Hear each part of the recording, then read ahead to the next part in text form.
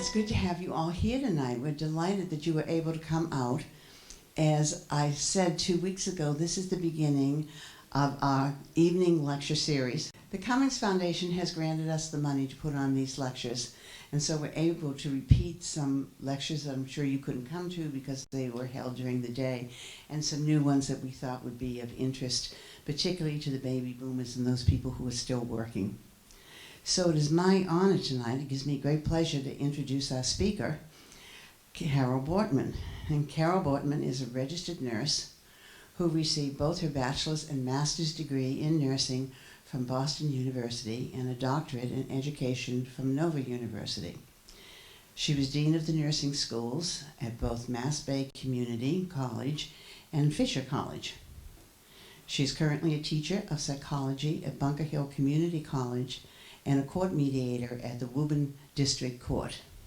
Now, Carol is a locally recognized motivational speaker on such topics as elderly parents and grief, sex after 60, and positive aging and laughter. She has spoken at such locations as the Salter Health Centers, Beth Israel Hospital, New England Baptist Hospital, and Spalding Rehabilitation Hospital. Now, Carol advises and coaches and mentors individuals from all walks of life. She is a dynamic leader who impresses her audience with her interactive approach to people and life. So please welcome Carol for her talk tonight on how to be a parent to your parent. Carol. Well, welcome. Absolutely welcome coming in on this dismal night. Hopefully we'll feel gay and happy, and even though the topic is a very hard topic for all of us. I see a wide distribution in the audience tonight. I see people in their 40s, in their 50s, in their 60s, 70s, even over 70. And I welcome you all. And to set the tone for tonight, I want to talk about something that unites us all. First of all, our solid uniting force is that, like it or not, every day you and I are growing older. And one interesting thing about happens as we grow older, and many of you could probably relate to this, do you understand when I talk about senior moments? That's when we all of a sudden don't really know where we put our car keys. Or we're walking down the hall and all of a sudden we say, what am I doing here? Where am I going? Let me tell you about my friends Sally and Jane. Sally and Jane have been friends for many, many years. And over the last year, they've had a lot of activities together and a lot of adventures together. But lately, because both of them are a little hard with their ambulation, they really just only play cards several nights a week. During one of these card games, Sally looked at the other lady and she said, and don't get mad at me. And I know we've been friends for a long time, but I can't remember your name. And please, please, I've thought about it and I've thought about it, but please just tell me what your name is. And the lady glared at Sally and with her fingers looked back at Sally and looked up and said to her, how soon do you need to know? Well, what happens to us is that most of us in this room are either caregivers or care receivers. Many of us in this room are taking care of our children and even our grandchildren, and may also be taking care of our aging parents. We're kind of squeezed in the middle and sometimes not know exactly what we do. Once upon a time, not so long ago, when your children grew, you started to think of they're gonna leave and I'm gonna have less responsibility.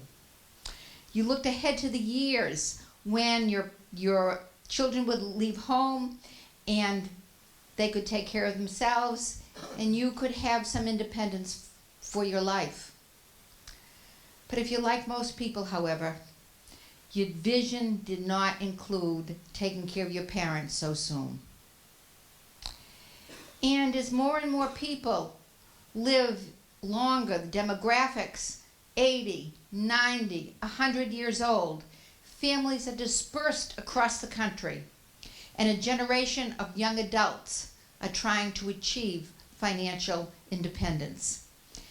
Driven partly by job loss, many more families are becoming multi-generational and living together. Kids graduating from college become boomerang kids and they flock back to the house. Times have changed, and you might have to adjust your plans for the future. Everyone, somehow, some way, is going to get involved in caring for an elderly parent. If not today, folks, then tomorrow. So what do? Well, let's talk about a couple of things that we deal with. Number one, we deal with money. We deal with finances. And recent statistics have shown that 1 out of 7 middle-aged adults, those between 40 and 60 years old, are struggling, juggling to care for their elderly parents while raising their own children or financially supporting an older child. Many families who support their children, it's not just for tuition, but it's for many other things. And one likely explanation for that might be that what happened to us in 2007, and we're only sluggishly recovering from the recession, it's taken its disproportionate toll on our young people. In fact, in 2010, the shares of young adults who were employed was the lowest it had ever been since the government started keeping records in 1948. Interesting, isn't it? And from 207 through 211, adults who were employed full-time experienced a greater drop in their average weekly earnings than any other age group. That's the finances. But tonight, I don't want to deal with the finances. I want to deal with the physical and emotional toll on the caregivers. When you find yourself in a tug of war between the older and the younger generations, your first response is to try to please everyone. It may not be long before the pressure of caring for your parents and your children takes its toll on you. And you may begin to ask yourselves, will I ever have time for just me? We older adults find that we're stressed and find that we feel guilty caring for our elderly parents and our own families. And along with guilt feelings, we might also feel anger and resentment and sadness. Guilt can mentally and emotionally imprison us, stopping us from making decisions or becoming immobile that we make poor decisions, or immobilized so that we don't make any decisions at all. And anger and guilt often become a heavy burden as we age. From beginnings of human history, every generation has taken on guilt, and what do they do with it? They pass it on to the next generation. So here we all are. And too often the guilt that we feel inside takes away from what we do and makes us feel that we do even less. Guilt does not help improve a relationship, nor does it improve the quality of life. We experience guilt as a mental preoccupation, a sinking feeling in our stomach, or a cloud over us, blocking us from enjoying life. It's a feeling that comes when we feel we have not done something, or we feel we have done something badly. It's what's generated when we feel unsatisfied with our performance. And this failure may come in the form of expectations that we set for ourselves or expectations that we perceive others have set for us. And we can't talk about anger or guilt without talking about both the caregiver and the care receiver. Because guilt plays an important role in every single element of caregiving and care receiving, whether it involves parents and young children, parents and adult children, or parents and their parents. The care receivers, those of you in this room that receive the care, feel guilty for asking your children to help out with their daily needs. They feel guilty for asking you to spend so much of your time tending to them and spending time with their families and going to their work. They feel guilty for imposing upon your time. They just feel guilty that they have ceased to be useful to anyone in any way, and that really increases their feelings of worthlessness. The pillars of their existence diminish, and life in general begins to disappear. Simple things like driving a car or walking down the street can become an ordeal. And the changes that the older adults face in the form of role reversals, dependence on their children, or the loss of a spouse can be very, very difficult to cope with. And guilt pangs are with the caregivers also. The constant thought of not doing enough, that certain things could have been done better, is always creating feelings of guilt. To worsen the situations, the elders themselves may inflict guilt on you, the caretaker. They complain about their lives. They get angry at you. And in most cases, you, the caregiver, have volunteered your help. You saw your parents were in despair. You saw your parents needed some help, and you tried to help them get back on track. Now, some of us in this room are more inclined to feel guilty than others.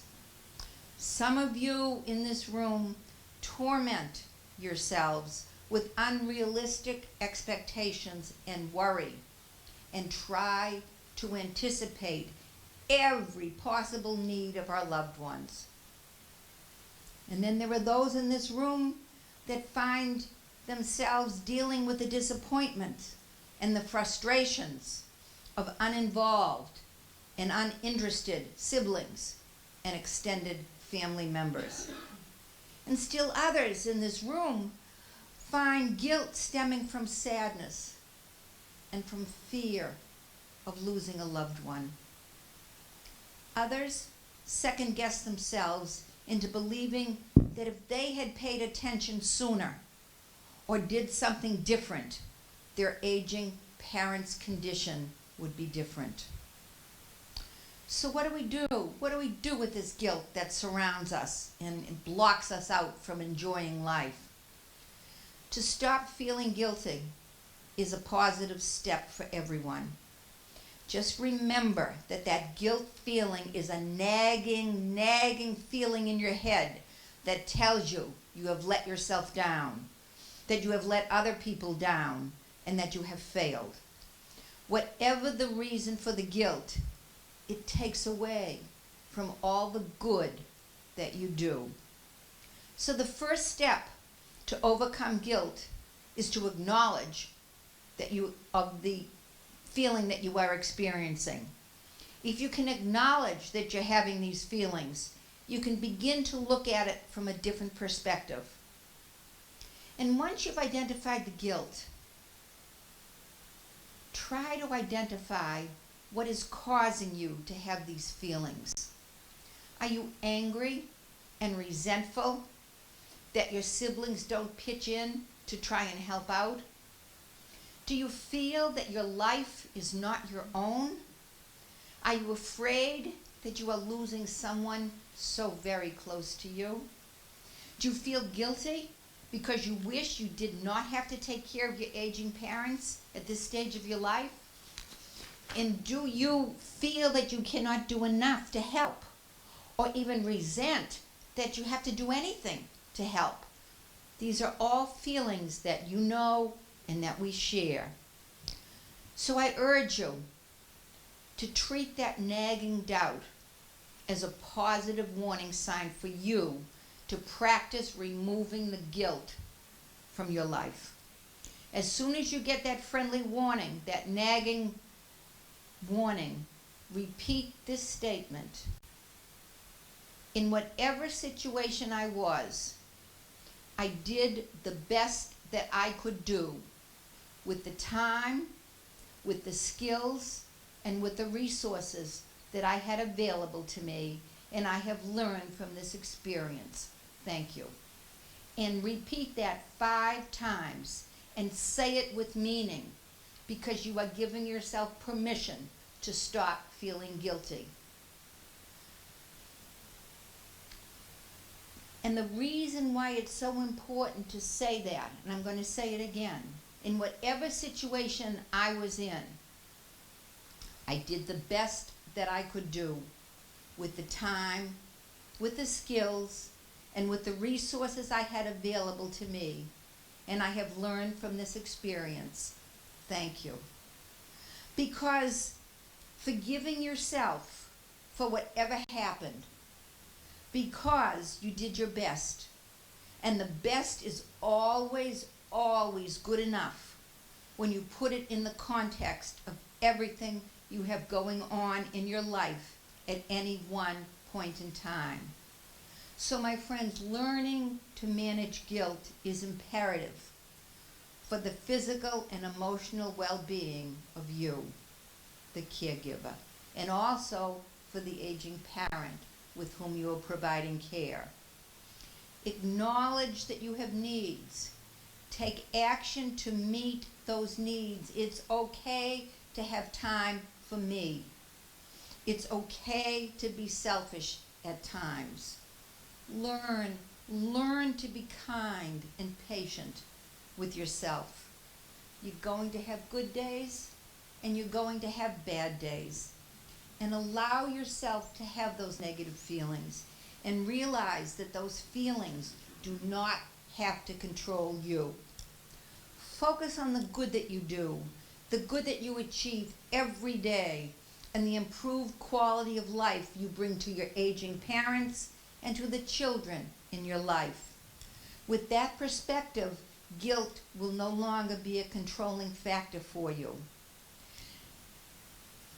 Now, when I was practicing nurse, one thing that we used to do in the hospital was the docs and the nurses used to get together, and one of the professionals used to present a case study.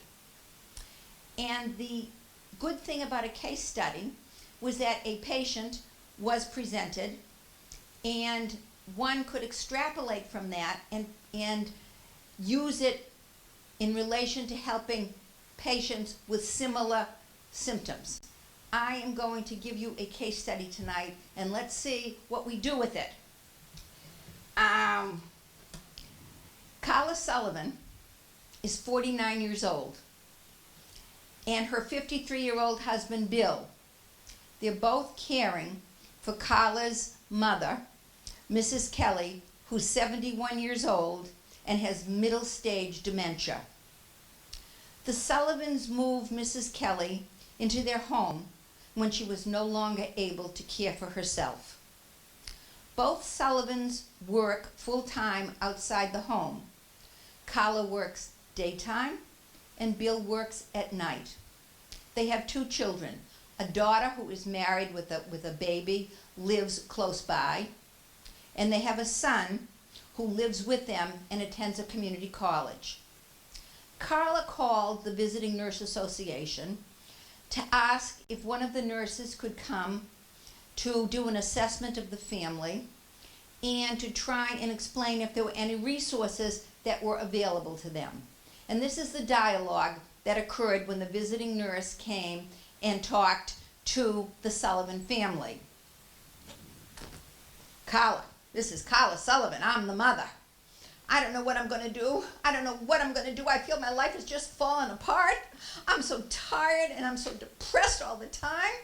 I get up early for work, but Mama's up all night. And I can't leave her alone. And I'm not getting much sleep myself. Mom complains constantly that she's hungry. She says no one loves her and I don't take care of her. Now my sister lives 6 hours away and she calls and Mom tells her that I don't take care of her. And my sister, she calls to complain to me that I don't know what I'm doing and I'm not taking care of my mother. I feel guilty all day because I'm gone all day long and I'm working, but we need my paycheck to help make ends meet. And, you know, Mom gets her Social Security check, but that's hers, and I can't take any of that. Besides, it's my job to now take care of her. But I don't know what to tell you. My husband, oh boy, is he another one. Boy, he's really getting put out about all of this. He's so impatient with her, and it makes me mad. But you know what? If it were his mother, it would be a different story, let me tell you. But he's gotta put up with Mom's problems too. You know, Bill and I used to do an awful lot of things together. We used to go through walks. We used to be really pretty close, but we don't do it much anymore. And you know what else? I don't think he finds me attractive at all anymore. And I'm just afraid my marriage isn't even going to survive. Sometimes I get angry at Mom when she won't bathe or ask the same questions over and over again, and I resent the intrusion into our lives, and then I feel guilty. I'm a terrible daughter. My daughter and her husband live close by, and they have a darling baby, but I don't have time to spend with them. My daughter is unhappy that I'm not available, but there's so much to do to take care of Mom. And my son Jeff, oh, he's another story, let me tell you. He's staying out late all night and complains about his grandmother. And I can't ask my husband or my son to help out because they've got their own things to do. Oh, my husband does help Mom and does watch her when I'm at work, but he also needs his sleep too. But you know what's really, I really miss my mom. I mean, the mother I knew. Sometimes Mom doesn't even remember my name. She'll tell me, I want to call Carla, and I have to tell her, you know, I am Carla. It's awful, and I don't know what to do, and my work now is the only social life, and I'd go crazy if I didn't have that. I don't know what to do anymore, and I am just beside myself. Here comes Bill. Bill, having my mother-in-law live with us is really wrecking our home, boy. We used to be such a close family. Now my wife and I are barely speaking to each other, and we're really very rarely intimate with each other anymore. We used to go to the health spa twice a week and keep in good shape. I still go, but Carla hasn't. She stopped and she's gaining weight, I'm telling you. She was always quite a looker, but she's really let herself go. Sure, I understand that we got to take care of her mom, but you know, it's about time that her sister, her lousy old sister, finally would come up to the plate. And I'm really worried about my family's safety. Mom tries to help in the kitchen, but she leaves the burners on, and it's not the first time that she's put dishes or even plates on the stove. I'm afraid we're going to have a fire. I don't know, and she lets the dog out all day. She just opens the door, and our dog goes out into the street, and I tell her not to do that. She doesn't listen to me. She just does it all over again.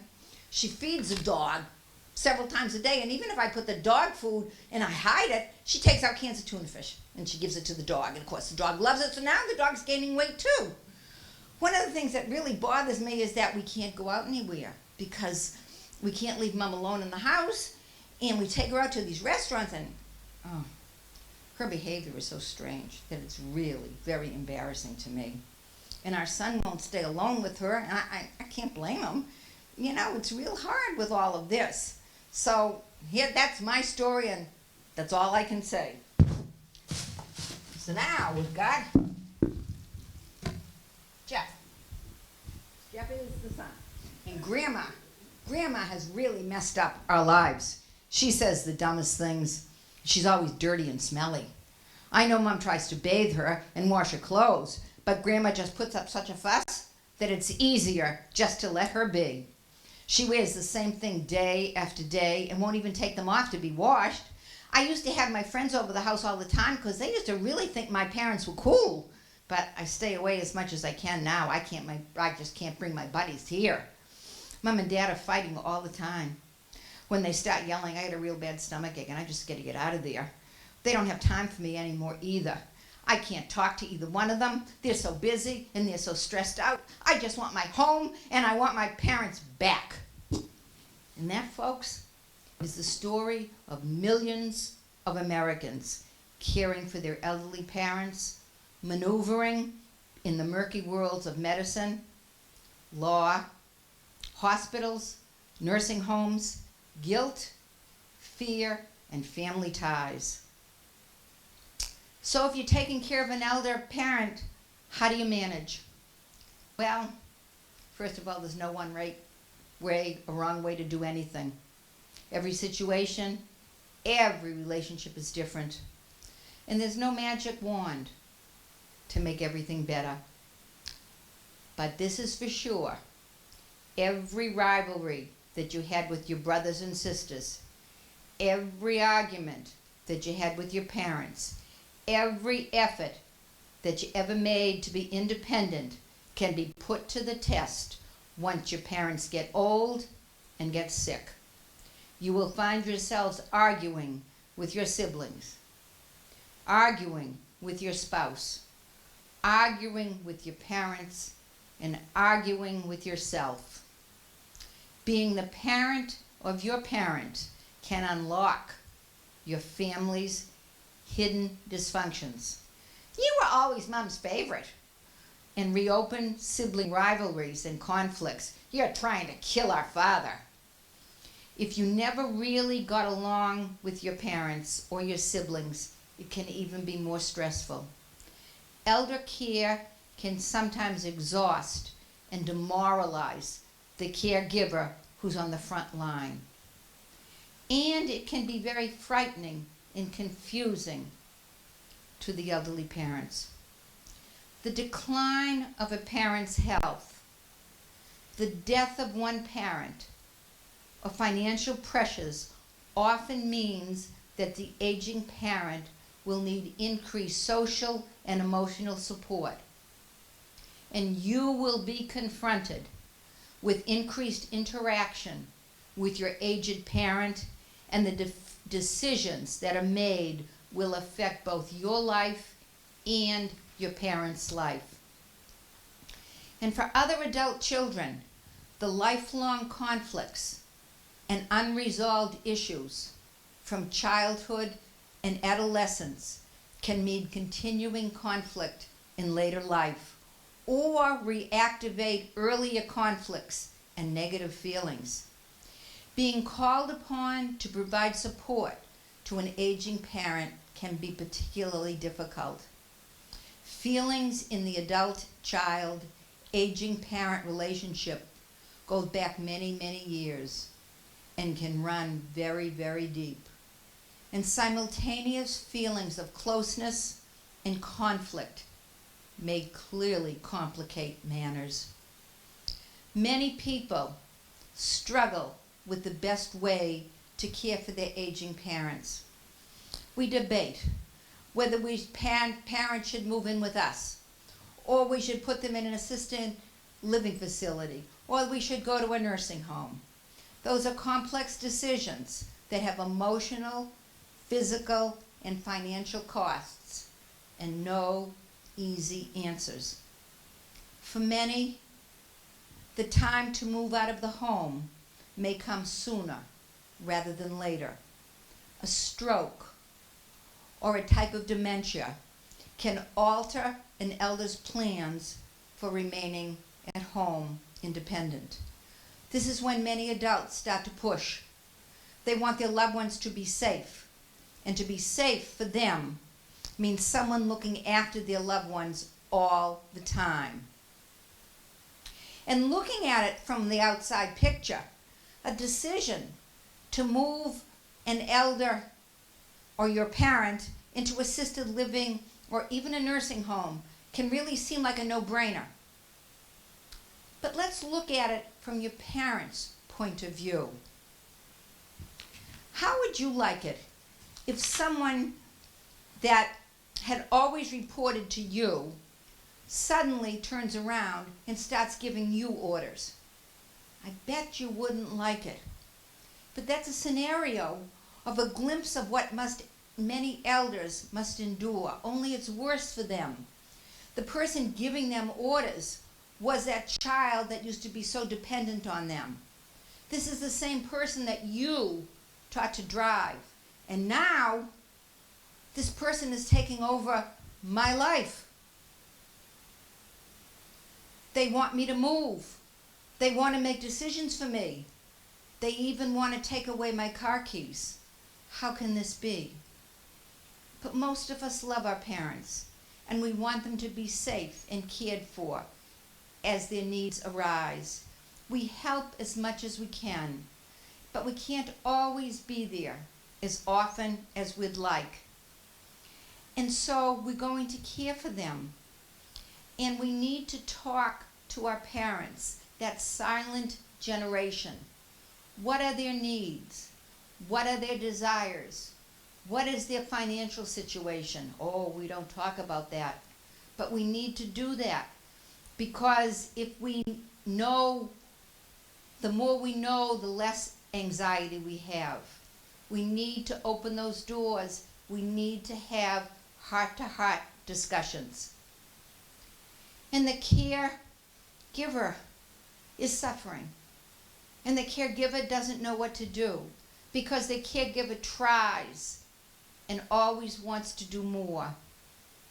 But there are some things that you can do for you. Number one, take care of yourself and do what you need to do to stay healthy. And this includes having some fun. And it includes living life and not to put your life on hold. I had a friend, my friend Lisa. She called me the other day and she told me that, she felt like her body was just getting totally out of shape. She didn't know what to do. So she called her doctor, and she got her doctor's permission to join a fitness club. So she decided to take an aerobics class for seniors. So she told me that she was really excited. She bent and she twisted and she gyrated and she jumped up and down and she perspired for an hour. And by the time she got her leotards over, the class was finished. Don't neglect your marriage. Make time for each other. Be practical. You can only do what you can do. Don't overload yourself physically, emotionally, or financially. If you have children returning home, make sure they know what their expectations are. And make sure that they know what their responsibilities will be coming home. And the same goes for the parents that live with you. Let them have some responsibility. My guess is that they want to be as a productive part of the family as they possibly can be. And protect your privacy. And have some time for yourself and have some time with your partner.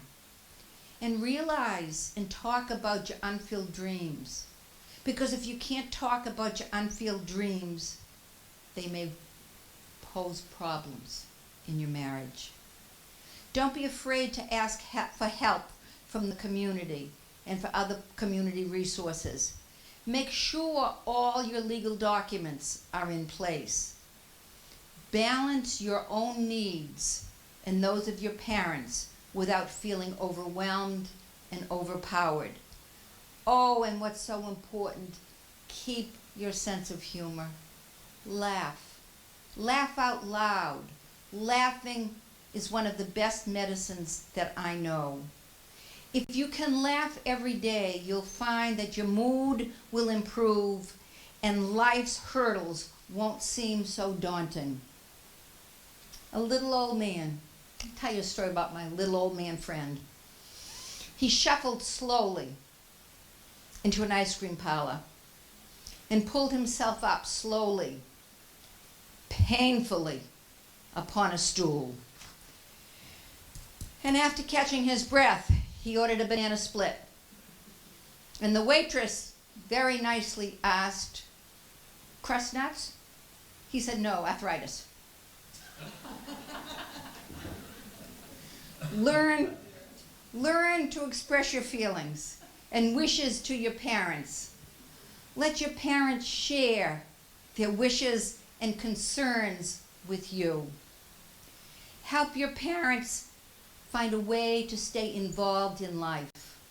Let them come to a Jenks center. Let them get some good walking shoes. Let them go to the library. Acknowledge the changes that are going on in your parents' life. One of the most significant things that happens as we age is we lose our roles in life. Our health changes, our finances changes. We lose our spouse, we lose our friends. We may feel that we're the last man standing. Not to talk about it is a disservice for you and for your parents. And then we have those parents that we quote, call problem parents. We know any of those? How about the parent who wants all of your time and attention? My advice, set strict limits of when you can be available and when you can't. Never allow yourself to be manipulated. If you do not give in to the demands, your parents will learn that moaning and groaning doesn't work, and they will ask for things in a much more reasonable way, and then respond to their positive and their good behavior, telling them how you appreciate the way that they have approached you at this time. And if their negative behavior continues, give 3 warnings, then the silent treatment, and walk away. And what happens to those parents that make constant and unreasonable demands on you? Focus on the positive things that you can do for your parents, and don't emphasize the negative or the things that you cannot do. Set your boundaries of what you will do and what you won't do, and stand firm, giving empathy where appropriate. But don't let your better judgment be swayed by your sense of responsibility. And if the negative behavior continues, give 3 warnings, use the silent treatment, and then walk away. And what happens if your parent is inflexible, is critical, and is negative to you? First, sympathy and empathy help. Maybe they just wanted a hug and Jill really didn't know how to ask for it. But instead of arguing with them and letting them have a moaning and groaning session, practice using positive phrases. "I'm sorry you're feeling so lousy." Or, "What can we do to help you cheer up?" Or, "Let's put on some uplifting music for you." Do not let their negative energy and insulting comments get to you. Focus on anything positive and redirect their conversation to the positive. If the negativity continues after you've tried repeatedly to change the subject, just tell them that you're not going to engage in any more negative conversation for the day, that the negative quotient is full. Because if you allow it to go on, giving too much into that situation, you're teaching your parents that the more they complain, the more attention that they will get. And you do not want to be an enabler. Never respond positively to any of their negative behavior. If your loved one screams at you to hand them something, don't do it until you're asked properly. You will be very happy to accommodate them if they request it nicely. They will learn. And if the negative behavior continues, give 3 warnings, use the silent treatment, and then walk away. And what happens to the parent that complains about real or imagined physical symptoms? How about setting a time limit for these health complaints? Call it a health complaint session. Listen. Offer solutions. Together, write down these complaints and symptoms in the order it bothers them. And then take that with them when they go to the next doctor's appointment and see what they really talk about with their doctors. Once that's done, declare that complaint session over and divert their attention to something else. And if the moaning and groaning does not stop, 3 warnings, silent treatment, and then walk away. Really, really important. Now, we talked about us. We've talked about how we handle parents. But what can we really, really do for our parents? There are lots of things that you probably know about, but I'm going to try to maybe share with you some things that might not be quite so visible to you. Obviously, we make our parents as comfortable and as safe as possible. Getting them involved in an activity is really the best thing for both of you. Eventually, they'll make new friends and look forward to new activities. Have them join a senior center. If they can't join a senior center, maybe you hire a companion to spend a few hours with them on a regular basis. That allows them to have a new avenue for conversation, and it allows you to have some free time. Buy a small, lightweight pitcher and keep it filled with water at all times.